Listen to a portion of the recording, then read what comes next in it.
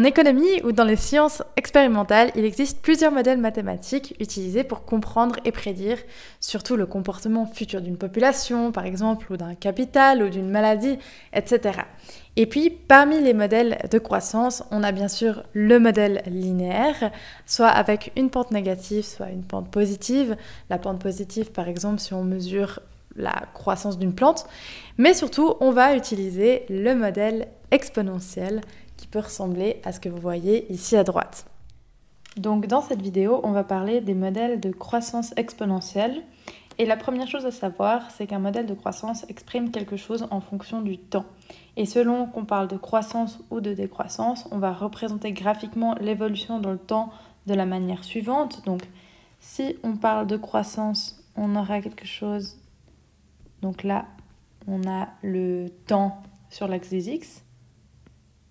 Et puis, on aura une courbe f de t de ce type-là. On exprime la croissance.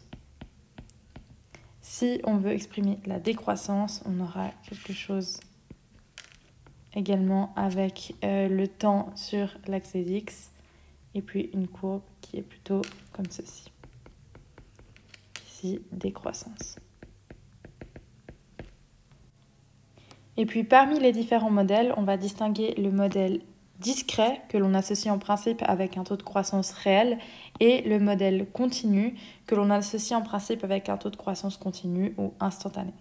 Et puis je finirai par présenter un modèle de croissance avec ralentissement, c'est-à-dire quelque chose qui ressemble à quelque chose comme ça. On voit que ça croît au début, puis après ça stagne. Donc passons tout de suite au modèle discret qui est sous cette forme-là, donc f de t qui est égal à a fois b puissance t. Donc ce modèle en fait il est composé de deux paramètres qui sont les paramètres a et b et de la variable t qui représente en fait le temps. Donc dans les exercices que vous aurez à résoudre, vous devrez essentiellement soit trouver la valeur de f de t après t années par exemple, ou après combien d'années est-ce qu'on trouve telle valeur de f de t.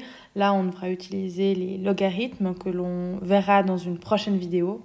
Ou bien alors, ce qui est possible, c'est qu'on vous donne deux valeurs dans le temps et on doit retrouver les paramètres a et b.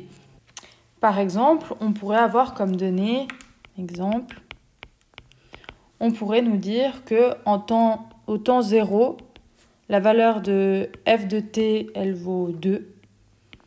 Et puis qu'au temps 2, la valeur de f de t, ça vaut 18. On pourrait avoir ça comme donnée. Donc la première chose à faire ici, c'est d'essayer de représenter ça graphiquement, avec ici t et ici f de t.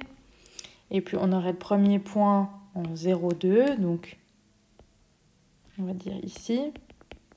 Et notre deuxième point qui est en 2,18, on imagine ici, 2,18. Et puis on saurait qu'on a une fonction de type exponentielle entre les deux points. Maintenant ce qu'on sait, c'est que f de t, c'est égal à a fois b puissance t. Donc ce qu'on va faire, c'est qu'on va remplacer nos deux points dans t et f de t. Donc c'est ce qu'on va faire.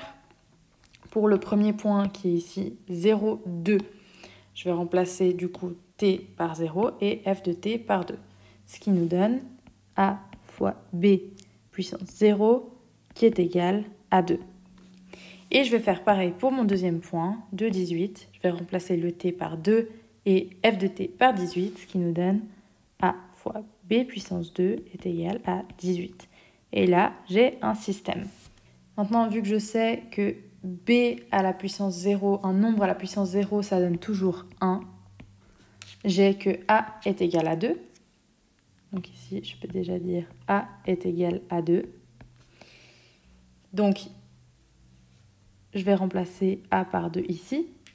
J'ai donc 2 b carré est égal à 18. Donc b carré est égal à 18 sur 2, donc 9. B est donc égal à plus ou moins 3. Donc B égale plus ou moins 3. Par contre, ce qu'il faut savoir, c'est que ici, b, c'est une base. Et puis, on ne va pas avoir de base négative dans une fonction exponentielle. Du coup, ici, on va garder que la valeur 3. Donc, b égale 3 et a égale 2. Ce qui nous donne f de t qui est égal à a qui vaut 2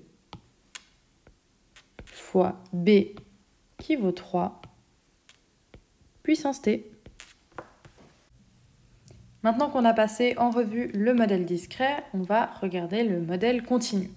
Alors ce modèle, il se présente sous cette forme-là. Donc on a f de t qui est égal à alpha fois e puissance bêta t. Donc ici, il s'agit en fait d'un modèle qui est quasiment similaire au précédent, mais qui utilise cette fois-ci l'exponentielle naturelle, donc e, qui est égal environ à 2,718. Donc qu'on peut écrire, on pourrait en fait écrire ce modèle comme étant f de t est égal à alpha fois 2,718 puissance bêta t. On pourrait le réécrire comme ça. Donc comme avant, c'est en fait une fonction avec deux paramètres qui sont les paramètres alpha et puis bêta. Et on peut vous demander le même genre de questions que dans le modèle précédent. Et puis on peut encore se poser la question, en fait, quand est-ce que je vais utiliser le modèle continu et quand est-ce que je vais utiliser le modèle discret?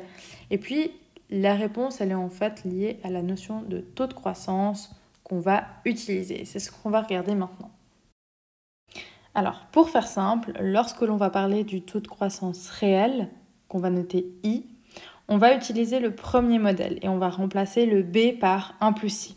On aura donc quelque chose du type f de t qui est égal à A fois B qu'on remplace par 1 plus I puissance t. Donc ici, plus ou moins I, ça va être le taux de croissance ou de décroissance réel et A, ça sera la valeur initiale du modèle, c'est-à-dire quand t est égal à 0. Donc ici, c'est quand on parle de taux réel.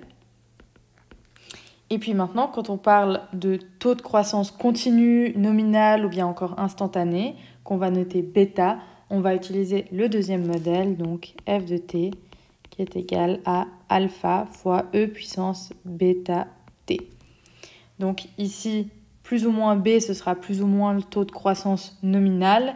Et puis alpha, ce sera la valeur initiale du modèle, c'est-à-dire quand t est égal à 0.